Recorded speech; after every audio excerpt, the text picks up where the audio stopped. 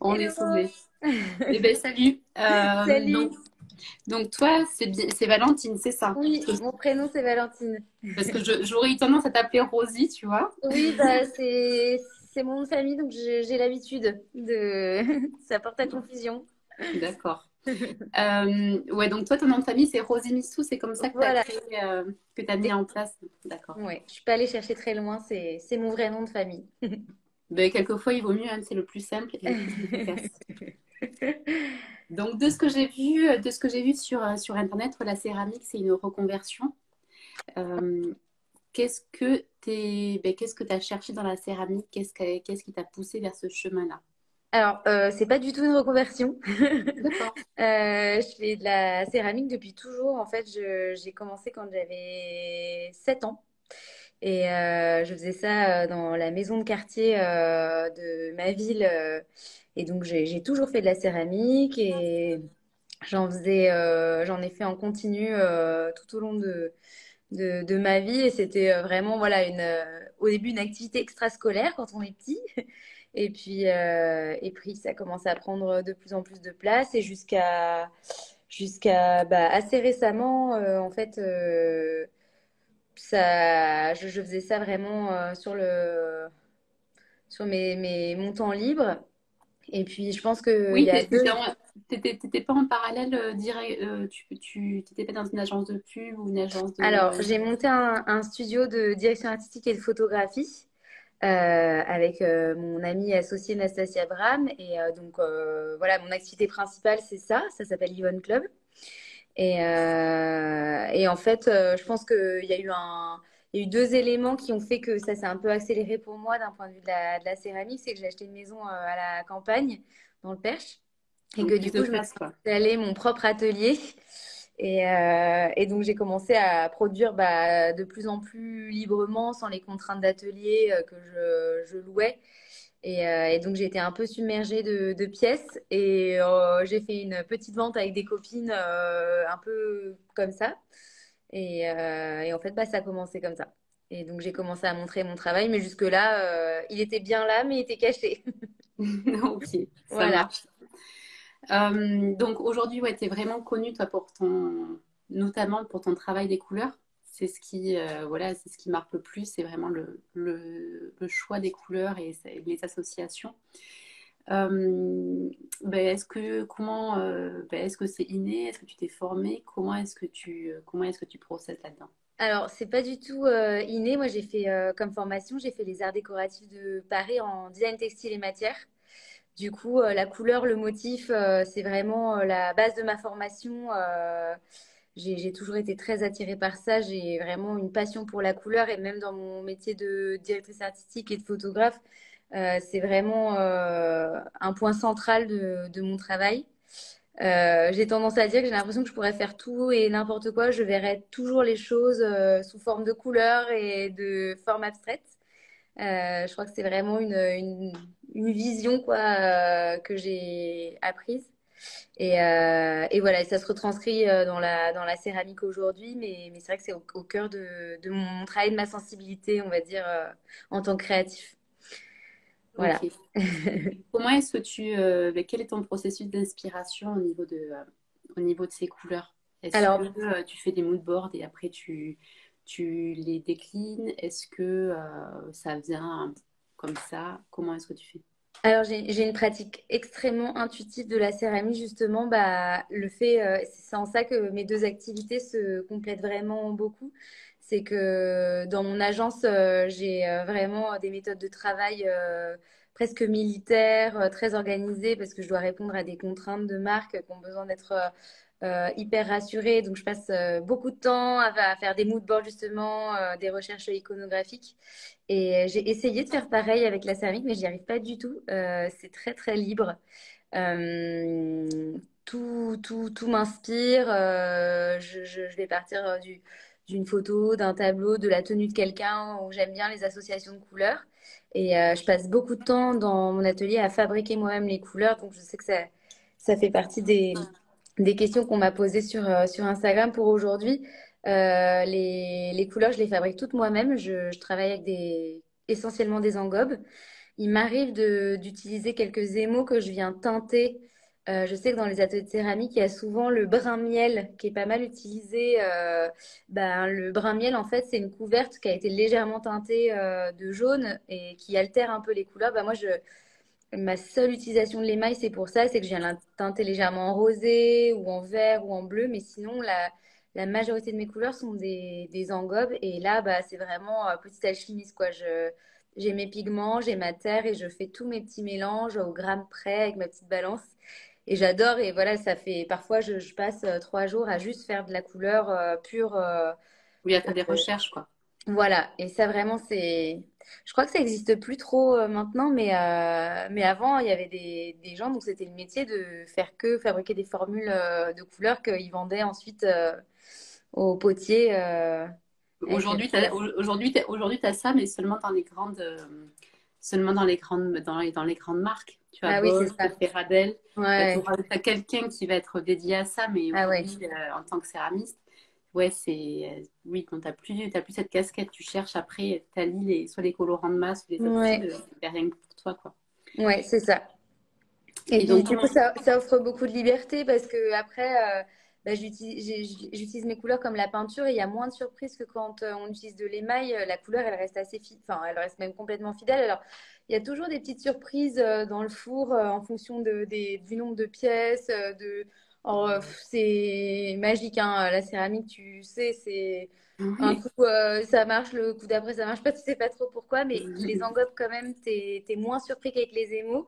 Cependant, parfois je répète exactement la même formule et j'ai une petite erreur. La couleur est moins uniforme, mais j'aime bien. Je trouve que ça fait partie de la magie de l'ouverture du four. Et puis comme moi je fais pas trop de séries, ça me dérange pas que ça soit pas Oui, tout pareil. que tout soit pas pareil, quoi. Ouais, voilà. Donc, et après, donc justement, quand tu fais ces recherches de couleurs, comment tu procèdes? Tu t'es fait des petites tuiles, tu t'es fait des tuiles et tu testes sur différentes tuiles. Voilà. Toi, tu as choisi qu'une terre et en fait, c'était des déclinaisons de couleurs que tu appliques sur la même terre. Ou est-ce que tu joues aussi sur les variations de terre? Alors j'ai plusieurs terres, donc moi je fais que de la faïence. J'ai plus les références en tête, mais c'est la CF, je sais pas quoi, la rouge, la blanche et la noire de chez Serradel.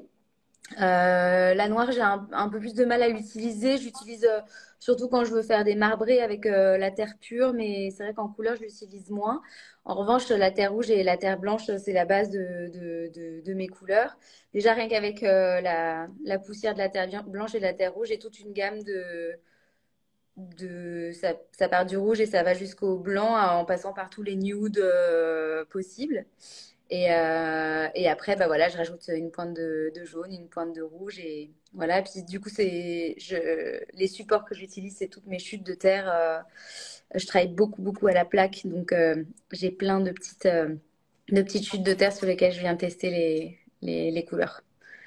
Ouais, ok. Euh, alors, on a eu des questions qui sont passées. Donc, tu as eu Prime, alors que je les retrouve. Je suis pas très douée pour ça. Tu as Primitif qui t'a dit coucou. Coucou! D'ailleurs, je t'ai découvert grâce à elle parce que tu faisais une vente à Noël. Ouais. Il y a quelqu'un qui a demandé qu'est-ce que tu as choisi comme four, ta marque, la marque et la contenance. Alors, le four, je l'ai acheté. D'ailleurs, il est hyper bien quand on débute. Moi, j'ai toujours travaillé dans des ateliers. Et là, du coup, quand j'ai monté mon atelier, c'est le premier atelier que je montais toute seule. Et comme j'étais à la campagne, je me disais que c'était pas facile de faire venir un technicien si j'avais une galère de four d'occasion. Enfin, moi, je me sens pas du tout capable de gérer un four. Du coup, je suis allée sur le site de Cigale et Fourmis, qui est hyper bien et ils sont super dispo. Et en fait, ils m'ont aidé à installer mon four Ouais, franchement, ils au sont super téléphone. réactifs. Ouais. Ouais. Et ils sont vraiment très gentils. J'ai eu des bugs de four. À chaque fois, ils ont trouvé la solution. Enfin, c'était lié à mon compteur électrique ou voilà, ils sont assez calés, très gentils, très dispo. Et mon four, c'est un Keramikos. Et alors, la contenance, oh là là, je saurais pas dire, mais Bon, il fait au moins la circonférence de mes deux bras comme ça. Voilà. ouais. Il est quand même gros. Ouais, ouais. Après, moi, souvent, ce que je conseille, c'est peut-être, tu vois, quand on commence, c'est 90, 95, tu vois. Après, Je ça, suis c'est nulle. ça, Je c'est sais qu'il pour. est quand même gros parce que je fais des. Alors en hauteur, je sais à peu près, parce que ça m'est arrivé de faire des pièces trop grosses qui rentraient pas dans le four, mais je m'en rendais compte une fois qu'elles étaient sèches, évidemment. Et j'ai rentré des pièces de 57 centimètres, je crois, en hauteur. Ouais, mais je pense que ça doit être ça, ça doit être 80, 90 que tu dois avoir. Ouais, ça doit être ça. Et j'en suis très contente. Là, bah, du coup, plus le temps passe et plus j'ai envie de faire des trucs gros, mais ça m'oblige à réfléchir différemment. Je fais des trucs en morceaux que je viens assembler après. C'est une bonne Oui, c'est- manière de travailler. Puis de toute façon, d'un point de vue énergétique, après, ça devient très onéreux, quoi. oui, et puis même au niveau de ton décompteur, quelquefois, après, on peut être limité. Mais, Oui, tout à et fait. justement, ben, si Qualité Fourmi était venu sur des cafés poteries pour parler des fours. Donc, s'il y en a qui veulent aller voir, ils pourront aller voir sur la chaîne YouTube. Donc, on revient, nous, à notre recherche de couleurs. Donc, il monte à combien? Ouais, c'est un four haute température. Oui. Donc, on revient à notre recherche de couleurs. Tu avais une question, toi, les pigments, tu les achètes chez Ceradel? Oui, alors du coup, j'avais eu aussi une autre question sur Instagram pour aujourd'hui. Tout mon matériel, je l'achète chez Ceradel. Donc moi, je vis entre le Perche et Paris et je suis pas encore allée dans les nouveaux locaux à Aubervilliers qui sont apparemment incroyables. On se croirait chez Ouais. Castorama. Mhm. J'ai pas encore eu la chance de voir ça, mais du coup, tout mon matériel, je l'achète là-bas. Tous mes pigments viennent de là-bas. Et pareil pour les pinceaux. Alors, j'ai pas la marque et j'ai pas pu vérifier parce que là, je suis à Paris et mon atelier est dans le Perche. Mais je réécrirai un petit mot à la personne qui m'a posé la question de la marque des pinceaux. Mais c'est les pinceaux vraiment premier prix de chez Ceradel que j'utilise. Ils en ont des très fins. Et voilà. Ok. Au niveau de tes englobes, dernière question, est-ce que tu les tamises? Non, Non? non. Ok. C'est quand même assez fin. Quand je fais mon mélange. Ma terre, en revanche, j'ai un espèce d'outil qui est pas du tout fait pour ça. C'est comme je sais pas trop à quoi ça sert normalement, mais c'est comme une passoire. Et il y a un élément en bois et je peux tourner comme ça. Et du coup, je tamise ma terre bien parce que ça, en revanche, Ah, ben oui, mais au final, c'est oui, c'est un peu la même utilité. voilà. Ouais, c'est ce que tu peux utiliser. Je sais pas comment ça s'appelle, mais ce que tu peux utiliser des fois quand si tu veux faire des. Je l'utilise quand je veux faire des réserves de sauce tomate. Et Voilà. en fait, tu mets ta sauce tomate et donc en fait, ça enlève la peau. Donc en fait, c'est un peu Exactement. le même principe. En fait, c'est que toi, tu prépares ta terre hyper fine. Voilà. Donc, ça n'a Je pas prépare. forcément besoin de la tamiser. Exactement. Je prépare très bien la terre et après l'engobe, bah, je fais un petit shaker dans un bon vieux pot de confiture et voilà. Et c'est parti, quoi. Ben, c'est une bonne astuce, tu vois. J'aurais jamais pensé à prendre cet élément pour préparer la terre. Est-ce que tu as des astuces pour associer les couleurs? Alors, bah, comme je disais, moi, je suis vraiment j'ai l'impression d'avoir un radar à gamme colorée dans la vie de manière générale. Du coup, tout m'inspire et j'hésite pas à faire des photos de là où mes yeux traînent et où je trouve que l'harmonie colorée est jolie. Et je m'inspire de ça pour faire mes gammes colorées. Parfois, voilà, ça part vraiment. Ouais, de quelqu'un au café qui a un joli ensemble de chaussettes, chaussures, vestes et je vais partir de ça. Après, j'essaye au maximum d'aller me balader quand je suis à Paris et de voir ce qui se passe autour de moi. J'ai la chance d'évoluer dans un milieu artistique où tous mes copains font des trucs super. Du coup, je m'inspire aussi beaucoup de leur travail. Il faut avoir les yeux qui traînent et en soi, il y a de la couleur partout. Donc voilà, j'aspire tout, mais j'ai pas une source en particulier d'inspiration pour les couleurs. Et je pense que les engobes offrent beaucoup de possibilités justement vis-à-vis de ça. C'est que les gammes sont infinies, quoi. On peut vraiment se faire plaisir. Là, j'ai développé des gammes de mauve lilas et en fait, on peut vraiment aller chercher des couleurs très fines. Et puis, moi, j'encourage quand même beaucoup à fabriquer ses propres couleurs. Ça évite de tomber dans les gammes un peu classiques qu'on a dans tous les ateliers qui sont un peu redondantes. Et en plus, enfin, c'est presque méditatif, quoi. Ça fait beaucoup de bien de travailler ces couleurs. Ben ouais, franchement, c'est super. Et toi, Mm. t'as jamais, pour toi, ça a tout de suite été une évidence de partir sur l'engobe, de partir sur les couleurs et au final moins sur l'émail, parce que c'est un choix des fois qui est difficile dans la céramique, quelle voie et comment dire, quelle illustration prendre, quoi. Bah, je pense que c'était assez simple de choisir parce que, bah, donc comme moi, mon truc, c'est vraiment le motif et la couleur. C'est la technique qui est la plus simple à maîtriser pour moi.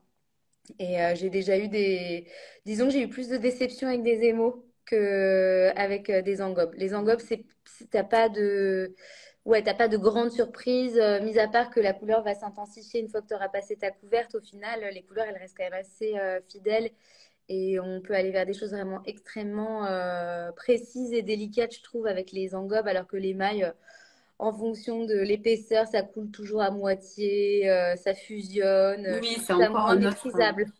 Mais Ouais, je c'est pense encore que autre chose. oui, je pense que c'est un vrai savoir-faire aussi. Et pour le coup, moi, je me suis vraiment, bah, mine de rien, vraiment spécialisée dans les engobes. Je trouve que c'est vraiment deux parties hyper différentes. Mais je De... pense, hein, au final, je pense que tu vois, quelqu'un qui se spécialise dans les engobes ne peut pas forcément se spécialiser dans les émaux et inversement. Oui, je Parce suis que d'accord. c'est quand même c'est un temps de recherche qui est, comme tu disais, autant au Ouais, c'est niveau un des vrai couleurs. savoir-faire, les émaux, qui est pas du tout le même. Tous les émaux à effet, c'est vrai que c'est fascinant, mais ouais, pour le coup, j'ai pas de skills là-dedans. Au niveau, on a une question. Toi, les engobes, tu les poses à quelle texture de terre? Tu les poses plutôt sur terre sèche, terre. Ouais, quand ma terre elle est sèche et bien poncée. Et ouais, je sais qu'il y en a certains qui appliquent les engobes sur la terre texture cuir, mais moi je préfère quand c'est. Et en plus, ça permet de mieux se rendre compte de la couleur parce que, notamment sur la terre blanche par exemple, ça permet de bien voir la couleur ressortir. Alors que quand elle est encore grisée par l'eau qu'il y a dedans, on se rend moins compte, je trouve. Ouais. Et ça t'est jamais arrivé d'avoir moi des fois, d'avoir des décollements d'engobes?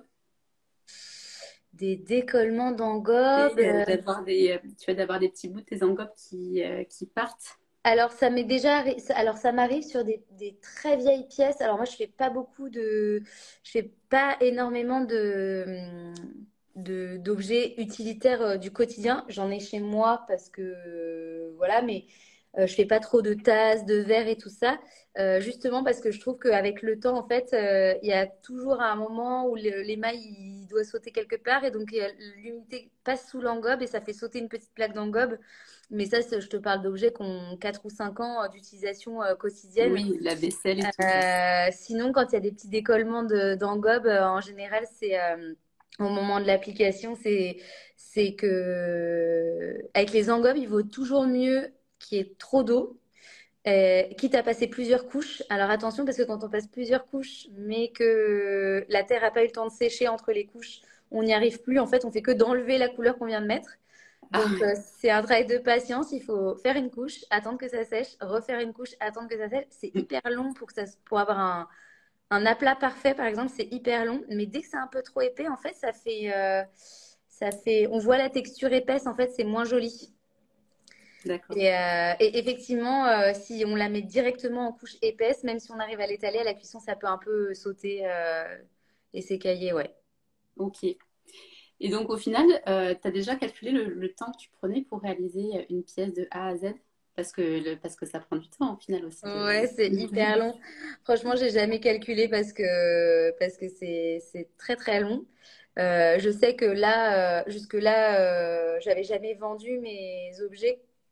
Du coup, j'avais jamais eu besoin vraiment de me dire combien ça vaut en termes de temps. Oui, Et de prix, ouais. ce que j'ai réalisé, c'est qu'en fait, c'est impossible de fixer un prix en fonction du temps passé sur une pièce parce qu'en fait, Ouais. ce serait invendable, quoi. Entre la fabrication des couleurs, la confection de la forme, le ponçage, la réflexion autour du motif, c'est hyper chronophage. Mais je pense que quand on décide de présenter et de vendre son travail, on est bien conscient que ça sera jamais à la hauteur du temps passé sur sur la pièce. Ben, c'est ça. Et surtout, je pense, ouais, je pense que moi, c'est ce que je me suis toujours dit, surtout au niveau des engobes. Tu vois, au final, parce que tu as le Ouais, temps de réalisation, après, tu as le temps de pose, voilà, de Ouais, découpage et après de rectification. Tu vois, si je sais pas si tu débordes un peu, tu vois, s'il y a des petits c'est bugs à ça. droite, à gauche. Plus après quand tu poses de l'émail. Donc, tu vois, je trouve que par rapport aux émaux, ça te rajoute encore Ah une ouais, étape. c'est sûr que les engobes, c'est hyper long et c'est pour ça que quand tu commences à montrer ton travail comme moi, c'est assez récent finalement que mon travail, tu te poses vraiment des questions de où tu as envie d'aller. C'est pour ça que je te dis, moi, je pourrais pas réaliser des séries de tasses et les vendre parce que ça n'aurait vraiment pas d'intérêt et je pense qu'il vaut mieux que j'aille vers l'objet décoratif. C'est beaucoup plus cohérent avec toute ma recherche colorée et de motifs. Ouais, c'est plus cohérent avec ma pratique. Ok. Alors, on a eu une question, donc là, qui demandait des références d'engobes. Donc, dans la vidéo, ce qu'on disait, c'est que Valentine, toi, elle fabrique ses engobes. Donc, tu n'as Ouais. pas vraiment de référence à Non, conseiller, quoi. non, non, bah, après, n'hésitez pas si jamais il y a une couleur. Bah, comme j'en utilise vraiment beaucoup et plein, c'est compliqué de donner la formule de tous, mais je peux, s'il y a une couleur en particulier qui vous intéresse, je peux envoyer la référence du pot de base, de pigment de base ou le mélange de deux pigments de base. Puis après, en fonction de ça, faut faire sa petite tambouille pour trouver la couleur parfaite. Ouais, c'est Voilà. ça. Et donc, ensuite, dernière question qu'on a eue, quel est le pourcentage moyen de colorant que tu mets en général dans tes engobes? Alors, ça c'est pareil, je prends beaucoup de liberté vis-à-vis de ça. Alors, je crois que le max, je voudrais pas dire de bêtises, je sais pas si c'est 10 ou 20% le truc recommandé, on va dire, pour fabriquer ses propres engobes. Mais moi, je suis pas du tout ça. Parfois, je sature mes pigments à fond. Et en fait, ça me donne des petits effets un peu bizarres dans ma couleur quand je la passe en aplat. Du coup, elle est irrégulière. Et c'est des effets que j'aime bien. Donc, en fait, je regarde un peu comment ça se passe dans mon pot et je fais des tests sur mes bouts de terre et je vois ce que ça donne à la cuisson. Mais en fait, vraiment, ça c'est le truc que j'encourage à faire parce que c'est vraiment sympa à faire. C'est de vraiment prendre des libertés, quoi. Il y a une formule qui est un peu voilà, standard pour tout le monde pour faire le bon engobe parfait. Mais moi, je n'ai jamais vraiment suivi la formule. Je mélange tout. Je mélange des terres qui ont normalement qui ne se mélangent pas bien, mais du coup, ça donne un effet bizarre à la fin que j'aime bien. Et voilà. Et je respecte pas du tout les pourcentages. Parfois, je mets 1%, parfois, je mets 30%. Voilà. Et c'était Anne-Sophie Gibouin qui est une sculptrice et qui disait que oui, à partir du moment où elle s'était détachée de ces règles et de ces conventions justement de pourcentage Mm. d'oxyde ou de colorant de masse, tu vois, dans les engobes, c'est là en fait où elle a réussi à finalement trouver son propre style Mm. et à trouver quelque chose tu vois, qui marchait pour elle, quoi. Bah, je suis complètement d'accord, surtout quand on est un peu autodidacte. Bon, après, moi, j'ai été dans beaucoup d'ateliers, donc c'est moyen autodidacte dans le sens où j'ai toujours été accompagnée de gens dont c'était le métier, mais j'ai jamais fait une formation à proprement parler dans la céramique. Mais du coup, j'ai une approche, je pense, qui est très libre et décomplexée depuis toujours. Donc, enfin, tu vois, là, tu me demandes mes outils. Franchement, je te dis, j'ai une espèce de vieille passoire avec un bout de bois. Mais en fait, ça marche parfaitement et c'est un peu pareil pour la couleur. Je pense qu'il faut vraiment dans la céramique et notamment dans la couleur, c'est hyper agréable à faire et il faut pas qu'il y ait trop de règles parce que sinon ça devient moins rigolo, quoi. Ok. Dernière question. Est-ce que tu as des livres justement à conseiller sur ces couleurs et est-ce que tu as des céramistes qui t'inspirent? Alors, j'avais préparé une petite pile de livres que j'adore. Bon, j'en ai plein. Il y a plein d'artistes évidemment que j'aime. Là, je crois qu'il y a, à part une personne, il n'y a aucun céramiste dans ma pile de livres. Je regarde pas trop, j'avoue, ce que font les autres céramistes, surtout depuis que moi-même je commence à montrer mon travail. Parce que je trouve que c'est un peu, mais c'est pas, je fais pareil pour le travail de photo et de direction artistique. En fait, je suis tellement entourée d'images et submergée d'images que j'ai réalisé que quand j'en avais trop, ben, en fait, ça me tétanise plus qu'autre chose et ça nuit à ma créativité. Mais je Du pense coup, que c'est pas plus mal, hein. Et puis je pense que ouais, l'inspiration qu'on trouve ailleurs, elle est peut-être même plus pertinente, quoi. Bah, c'est ça. Et puis, je trouve que les rares fois où je me suis égarée sur Instagram, je trouvais que bah, il y avait beaucoup de choses qui se ressemblaient. Et je trouve que quand on est un peu isolé, puis j'ai la chance d'avoir mon atelier dans un endroit qui est vraiment très préservé de l'extérieur. Je sais que pour d'autres personnes, ça marche différemment. Mais moi, le plus je suis seule avec moi-même, le plus je suis créative. Donc, j'essaye vraiment de... Voilà, j'apprécie vraiment le travail de d'autres céramistes, mais de les trouver dans une exposition, ça me parle plus que de les suivre sur Instagram parce que sinon, ça peut perturber, en fait, malgré moi, mon travail. Oui, oui. Euh, Parfois, on s'inspire, mais enfin, on se rend compte qu'on a été inspiré par quelque chose sans l'avoir voulu. Enfin, du coup, voilà, je fais hyper attention à ça quand même. Donc pour des artistes que j'aime bien, Nigel Peak, qui est un illustrateur qui travaille beaucoup sur les textures en fait avec le trait euh, et le motif aussi. C'est hyper beau. Ah ouais, super. C'est Ouais. des petites, c'est des toutes petites textures en fait qui génèrent des motifs. Je sais pas si on voit très bien, mais c'est très fin et j'adore ces gammes colorées. Et là, c'est un petit bouquin qui est hyper décomplexé. On dirait un peu un journal de bord. Voilà, je crois que c'est à l'envers, mais c'est Nigel Peak. Je pourrais remettre tous les noms après sans problème. Ouais, si tu peux me les envoyer après, comme ça je Ouais, les mettrai j'en dans les commentaires. J'enverrai tout ça. Donc ça, c'est peut-être la seule céramiste de ma pile. Elle s'appelle Valentine comme moi, Valentine Schlegel, qui est une sculptrice. Et alors elle fait plein de choses. C'est une artiste pluridisciplinaire. Elle est assez connue, mais quand même, c'est vraiment une référence. Alors pour moi, ça manque un peu de couleur. J'essaie de vous trouver une. Mais elle est très connue pour les cheminées qu'elle a faites, les arts de cheminée. Ok, Donc c'est elle d'accord. qui fait toutes les formes, mais elle fait aussi des bas-reliefs. Et ça, par exemple, c'est une esthétique qui revient très à la mode en ce moment. Tout est très blanc, Et ouais. mais Oui, c'est c'est hyper beau. Alors, parfois, moi, je me dis, j'aimerais bien qu'elle existe encore et puis je pourrais lui proposer de lui barbouiller tu ses lui pièces. colorerais, c'est. Mais c'est une vraie référence. Donc, ce livre s'appelle Je dors, je travaille. Ah oui, mais c'est à l'envers, donc ce Ah sera ouais. ça, mais c'est pareil, je mettrai dans les rêves. C'est vraiment très beau. Et ce que j'aime bien, c'est qu'elle fait partie de ces personnes, donc là, on la voit en train de travailler, qui décomplexent vraiment et qui désacralisent un peu la place de l'artiste.